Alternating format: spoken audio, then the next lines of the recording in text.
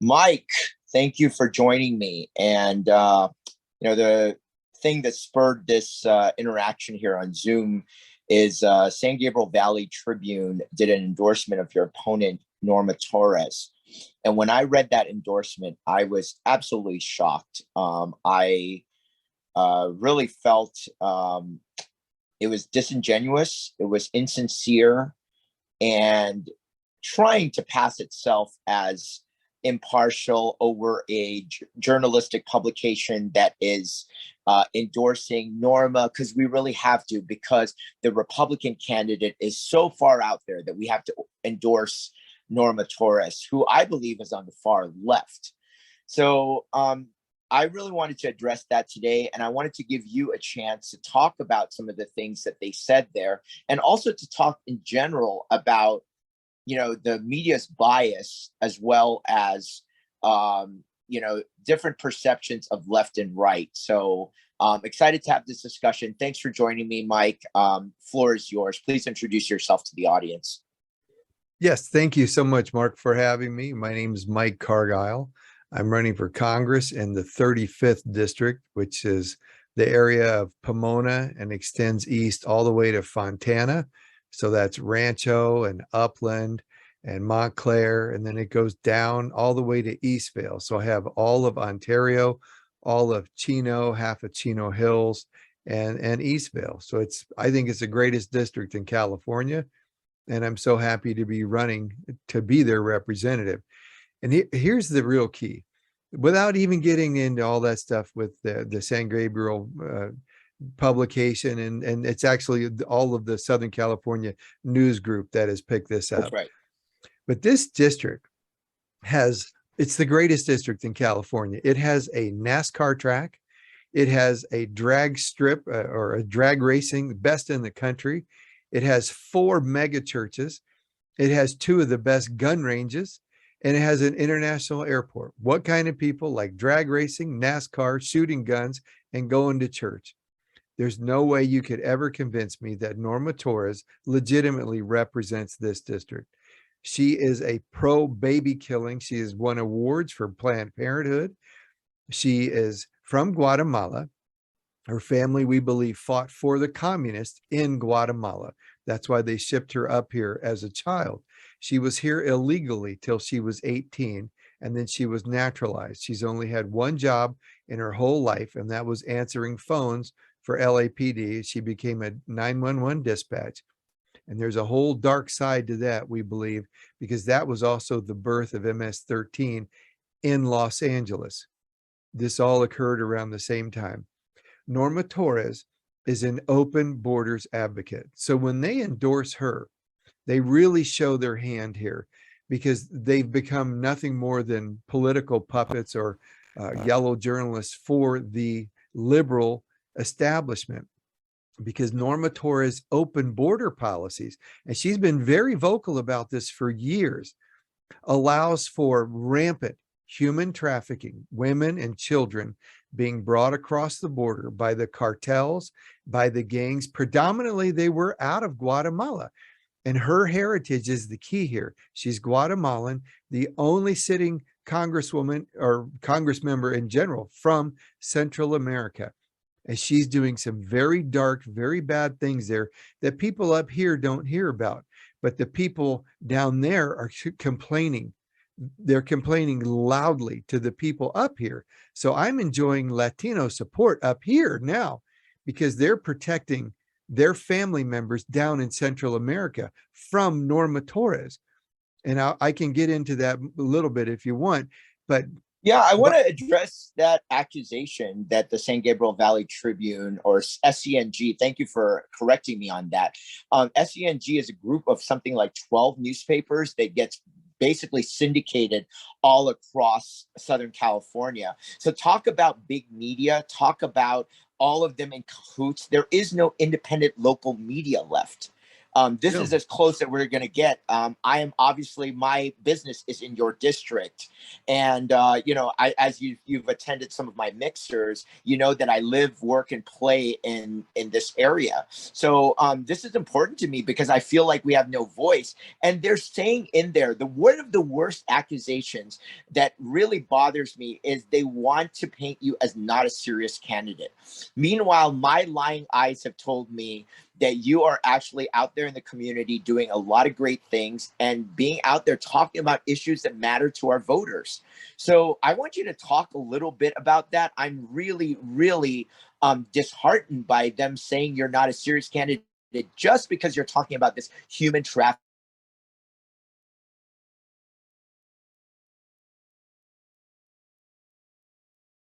issue, which really is very important. And they tried to dis well with saying, oh, you're not a serious candidate from you on that. Everything's frozen. Everything's frozen. Are you there? Yes, I'm here. Can you hear me? I hear you Sorry. Okay. Yeah, I had a call come in, so I had to send it to voicemail. now.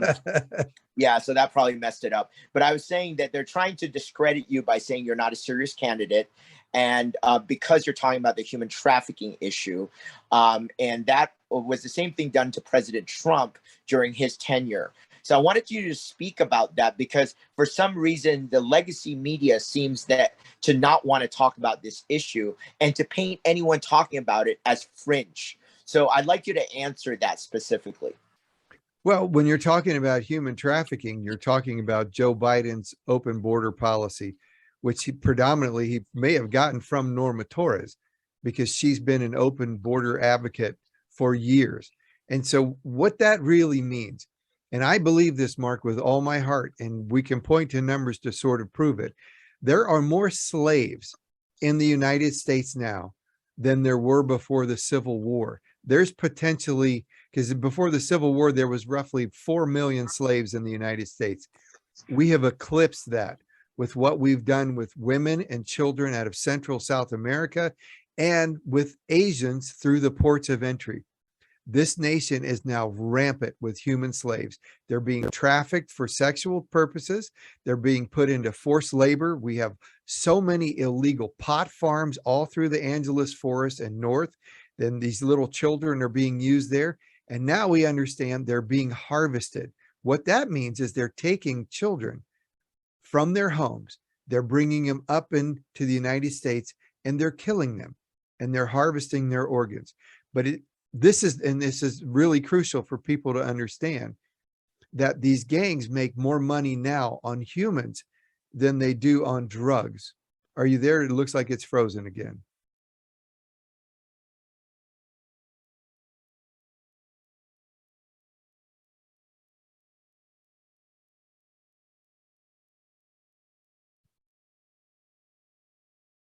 I think we're frozen.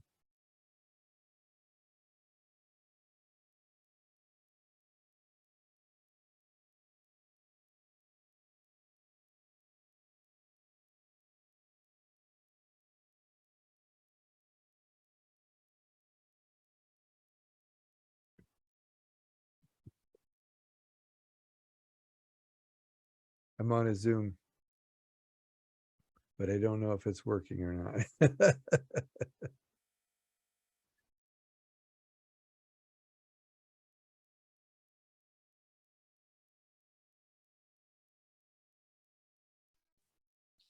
I am sorry. I don't know what's going on here. Okay, I think we have it back. I But see you now. continue. Last I heard was it's a rampant problem with South America and our ports of entry here in from Asia as well. Can you hear Yes, me, Mike? yes, I do. I do. So I believe that the United States now has more slaves in it than it did before the Civil War. We had about 4 million slaves in the United States prior to the Civil War. I think we've far eclipsed that number now with children and women and forced labor being brought into this country. And the people in charge, Norma Torres and her party, and these people are okay with slavery as long as they get to be the new masters. And this is the real evil under our nose. This is why the Southern California News Group doesn't want to touch this, because they're all part of this.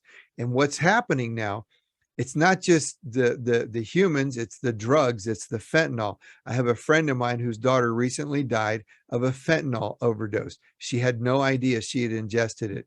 So the fentanyl, the drugs, the labor, they're destroying the people who live here, came here years ago to get a better life.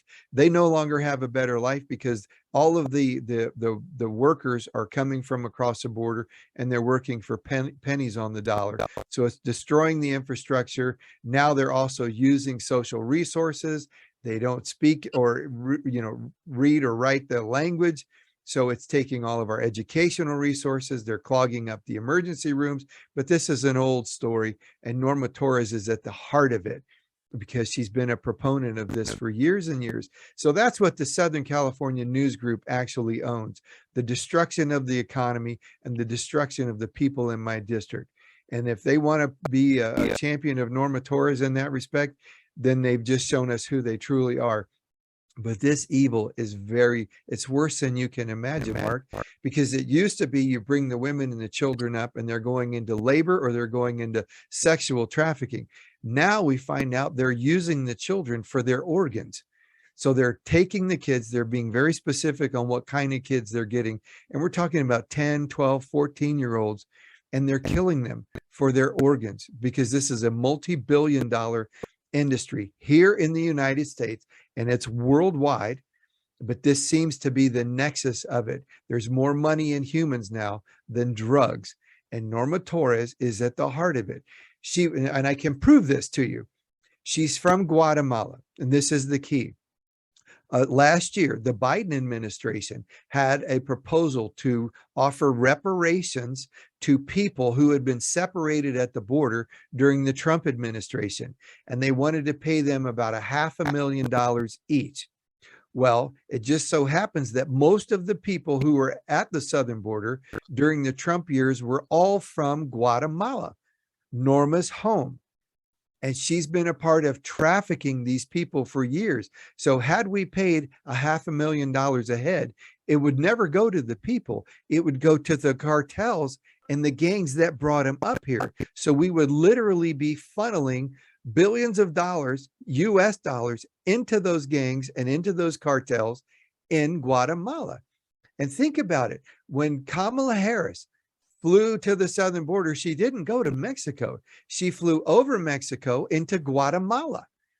But she wasn't greeted the way she thought because they got a new president, a guy named President Giammattei, and he's a game changer down there. And he said, we're not playing this game. And Kamala Harris says, we want to go to the root causes. And the root cause is you and Norma Torres.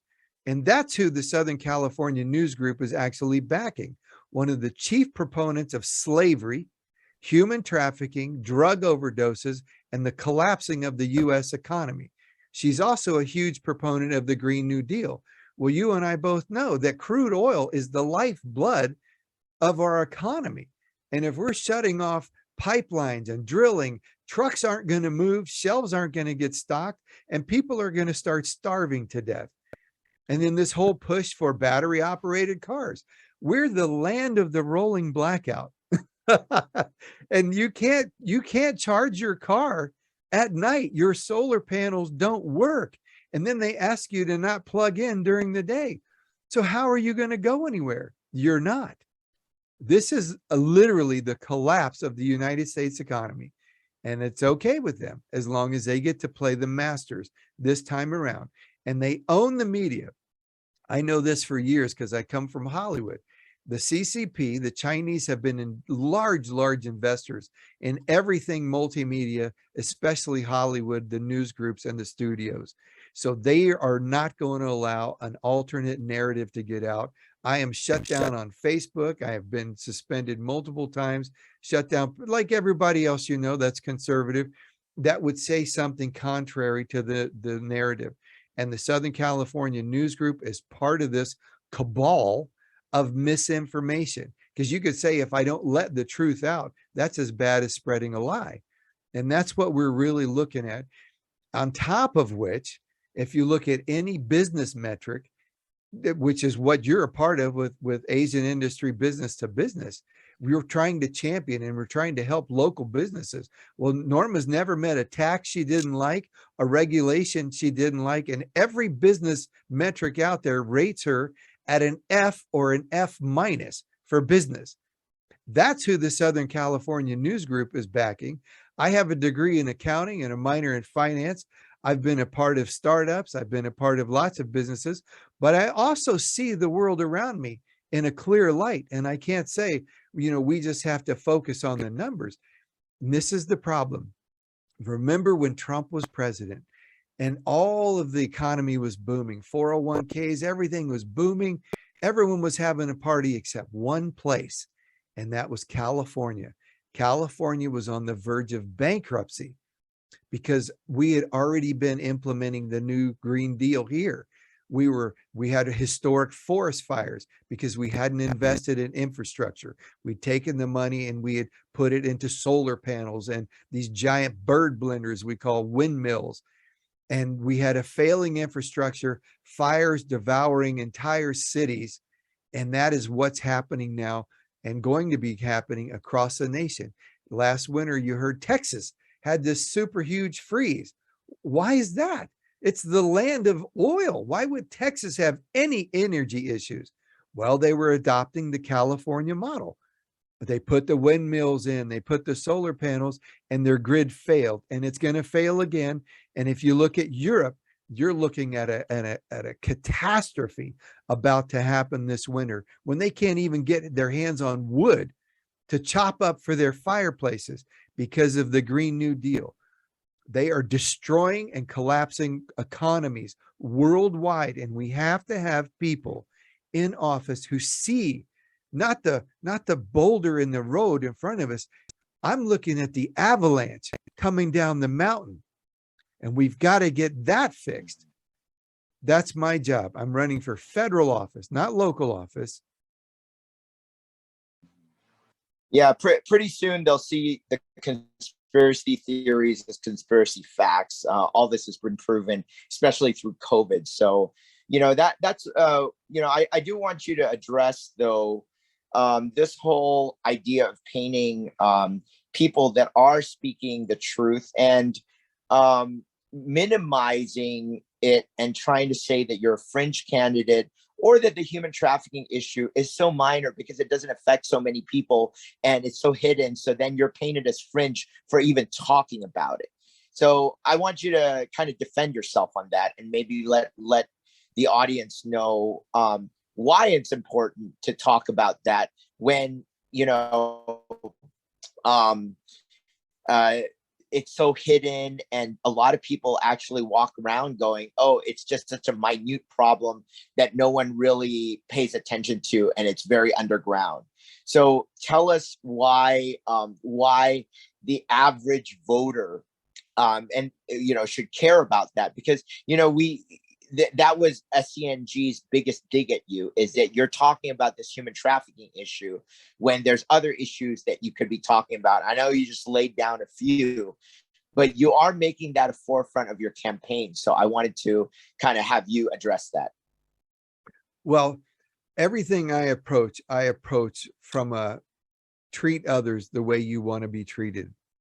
I think our society would look entirely different if we actually emulated that model. Love your neighbor as yourself, treat others the way you wanted to be treated. I have a dear friend of mine who lives in Eastvale, very nice, affluent area, surrounded by law enforcement. His 5-year-old daughter was playing out in the yard the other day. A van pulled up, a white van pulled up, and the doors opened, and they went for her. The girl screamed. She ran in the house. Her dad went and grabbed a gun. The van took off. This is happening everywhere. We have no idea what's come through our southern border. If the Southern California News Group refuses to acknowledge it, then they are proponents of this. And I would say that very publicly. They are proponents now. By refusing to acknowledge it, they're supporters of women and children being trafficked. They're supporters of the fentanyl abuses and overdoses, which means they also support the rampant homelessness and the crime that accompanies this. Southern California News Group needs to own all of this, because by being silent, you're complicit and you're accepting and you're supporting. So that's because this literally is the foundation of everything. With the people coming through the border, they're bringing their diseases. There's no COVID checks. There's no nothing. They're bringing their diseases. They're overwhelming our healthcare system. They become homeless. We have the greatest homeless crisis we've ever had now because of the Southern California News Group. It is true, because they won't acknowledge the root cause of this. And the reason they don't want to acknowledge it, because they're all making so much money off of it. No one wants to fix homelessness in California, because all the developers are making houses and we're making all this stuff for the homeless. There is more federal money flowing into California because of homelessness almost than there was for COVID. That's why nobody wants to fix COVID, because it's a great, huge ATM for all of it, and they need to own it. But they're destroying homes, they're destroying families, they're destroying communities, they're destroying schools. You know, the schools are shut up, kids aren't getting educated, and when they do, they're having to step across needles and crime and bums and all sorts of fornication taking place in front of the elementary schools. So the Southern California News Group can own that too. So if they want to say I'm a crazy person for actually caring about my community, then I say we don't need the Southern California News Group at all. Well said, Mike. Hey, I wanted to transition over to the GOP. The GOP unendorsed you. For me, I think that's a badge of honor. But I wanted you to address that as well, because I feel that the GOP is also complicit in making these problems in the community worse and worse by minimizing it or ignoring what could be a winning message, and that really is for the people. But I believe both political parties are really just not having the community in mind, are playing politics. That SENG article is very political in the way that, oh, well, we don't agree with everything Norma says, but we'll support her because there's a far right crazy and fringe crazy. And they seem to want to attack anyone fringe and call them fringe if they're addressing the issues that are actually important to people, like you have outlined in our conversation so far. But the GOP seems complicit in that. I wanted your thoughts on the Republican Party. Well, I have a mass email out right now that says there is no Republican Party in California. There are only two versions of the Democratic Party, with one man standing against both, and that's me. The GOP is feckless at best, and they have worked with the Democratic Party for years to manipulate elections. They manipulate a whole host of things, because it's really not about winning elections. People need to get that out of their head. This is about power. They would rather have, and the Southern California News Group just put that on full display, they would rather have someone that can be controlled in Norma Torres. Nancy Pelosi has a very tight rein on her. They would rather have control of Norma than me, because I would vote my conscience. I would vote for my families and my communities, and I can't be controlled. I've branded myself now as an independent Republican. The platform of the Republican Party I embrace, but I shun the leadership of the Republican Party, because they are not working in the best interests of the state. And this is what makes it really so bad, Mark. I know who Nancy Pelosi is. I know who Gavin Newsom is, and I know exactly what they're going to do and how they're going to react. But it's the friend that I thought had my best interest at heart, who walks up and he puts his arm around me and hugs me as he places a knife between my shoulder blades. That's been the Republican Party for decades.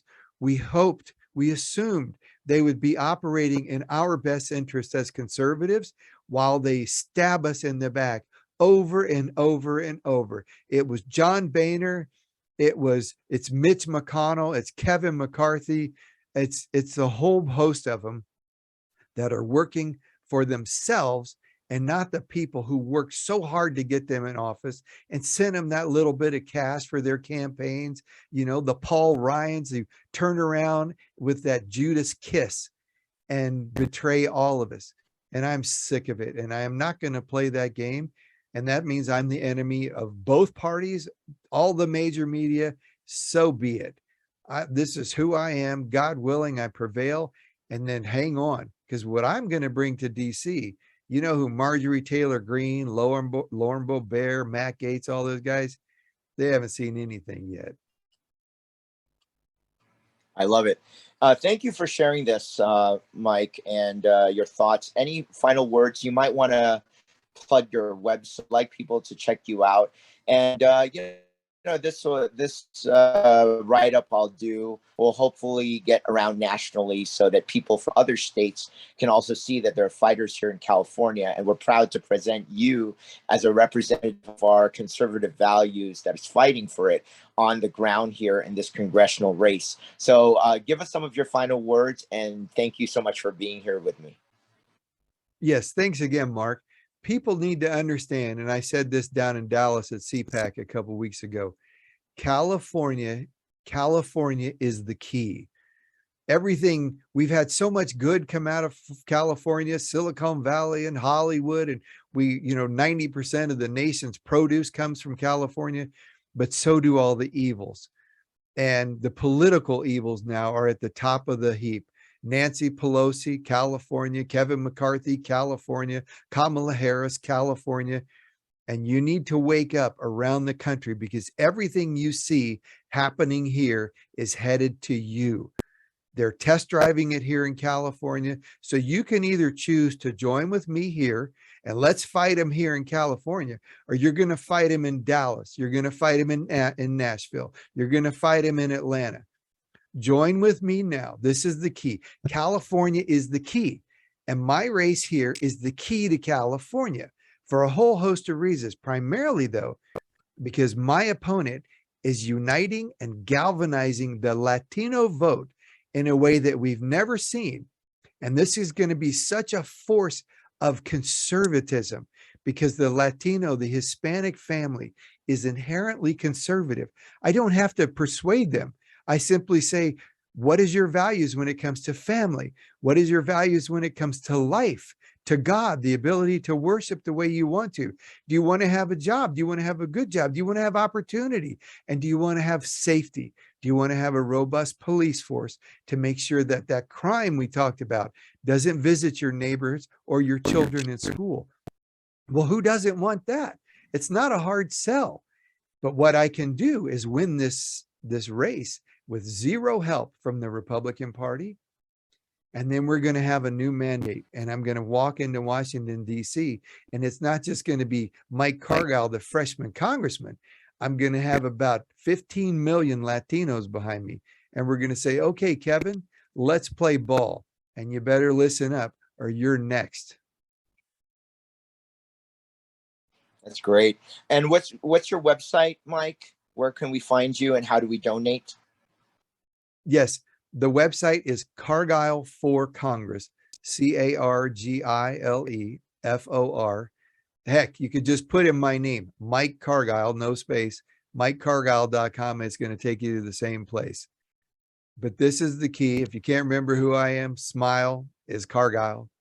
It's is the cheesiest thing I can. And don't forget, it's races like this that really kind of capture the heart of the battle that's going on in America. So as Mike had highlighted in this conversation, really, while the left, I don't even want to say the left, the establishment wants to paint human trafficking as an issue that doesn't matter or that's fringe, Mike, I think, really did well today, tying in how that affects, our public safety, how so much of this cabal that we've seen world leaders from Prince Andrew to the Epstein and the Ghislaine Maxwell trials. I mean, it's amazing to watch what has not been revealed to the public.